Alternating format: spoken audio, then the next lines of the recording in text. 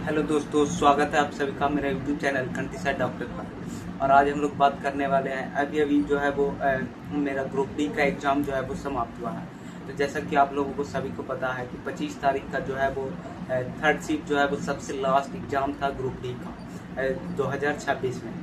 और इसमें जो है वो लास्ट शिफ्ट थर्ड शिफ्ट जो है वो मेरा एग्ज़ाम था ग्रुप डी का, जो कि लगभग लगता है कि 4 बजे से एग्ज़ाम। ऐसे तो वहाँ रिपोर्टिंग टाइम जो है वो 3 बजे का ही था, लेकिन एग्जामिनेशन जो है वो एग्जामिनेशन हॉल में आपको जो है वो एंट्री करा लिया जाता है और उसके बाद आपको कुछ देर बैठाया जाता है और बाकी जो है वो सारी प्रोसेस किया जाता है। और लगभग एग्ज़ाम जो है वो आपका स्टार्ट होता है अराउंड 4 बजे के आसपास। आपका एग्ज़ाम जो है वो स्टार्ट हो जाती है और 4 से फिर 90 मिनट का जो है वो एग्ज़ाम चलता है, यानी कि 5:30 तक जो है वो आपका एग्ज़ाम चलता है और उसके बाद जो है वो आपको छोड़ दिया जाता है। तो जैसा कि आप सब लोग जो है वो देख सकते हो, ये है मेरा एडमिट कार्ड और ये है मेरा एडमिट कार्ड। और ये जो है वो इसका हाफ कटिंग जो है वो वहाँ खुद ले लिया जाता है और बाकी जो है वो आपको जो बचता है हाफ कटिंग वो आपको सौंप दिया जाता है। तो अब बात करते हैं एग्ज़ाम लेवल के बारे में और एग्ज़ाम की जो है वो कैसा जो है वो क्वेश्चन किस प्रकार का था। तो क्वेश्चन जो है वो लगभग बिल्कुल इजी भी नहीं था, लेकिन जो है वो मॉडरेट लेवल का था। साइंस में काफ़ी अच्छे क्वेश्चन थे जो कि मुझे कुछ बुझा रहा था और वो कुछ मुझे नहीं भी बुझा रहा था।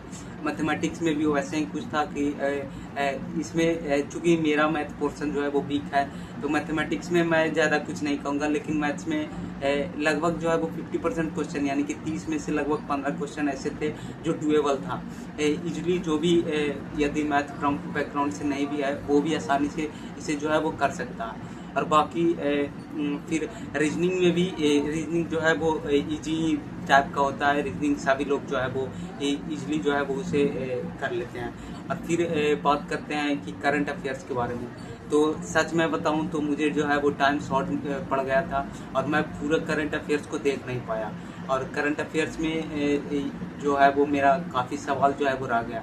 इस बार मैं यदि वही टोटल अटेम्प्ट की बात करूं, मैं अपनी बात करूं, तो उसमें जो है वो मेरा टोटल अटेम्प्ट जो है वो अराउंड 60 है। अराउंड 60 है, चूँकि मैं टाइम का शॉर्टेज था। और ये जो है वो मेरा ग्रुप डी का रेलवे का एग्ज़ाम जो है वो फर्स्ट अटेम्प्ट था। मैं पहली बार किसी एग्ज़ाम में बैठ रहा था। हालांकि मैं ग्रेजुएशन तो कभी का कर चुका था 2025 में ही, लेकिन ये जो है वो मेरा फर्स्ट एग्ज़ाम था। और मैं जो है वो फ्यूचर एग्ज़ाम्स में जो है वो अपनी तैयारी को और कंप्लीट करना चाहूँगा, तगड़े लेवल से करना चाहूँगा, जिससे कि जो है वो फ्यूचर एग्ज़ाम्स जो कि नई वैकेंसी और 30,000 जो है वो आ चुकी है, तो उसमें जो है वो मैं अपना परफॉर्मेंस जो है वो बूस्ट कर सकूँ।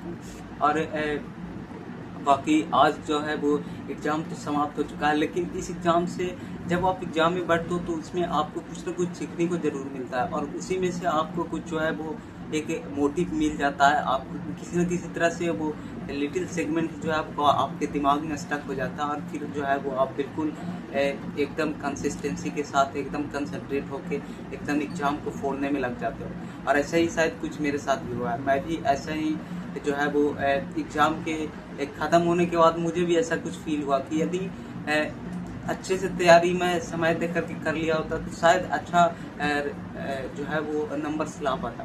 बट कोई बात नहीं, जो है वो नेक्स्ट एग्ज़ाम कंटिन्यू बहुत जल्दी होने वाली है, तो मैं उसमें अपना चाहूँगा कि परफॉर्मेंस जो है वो बूस्टअप कर सकूँ।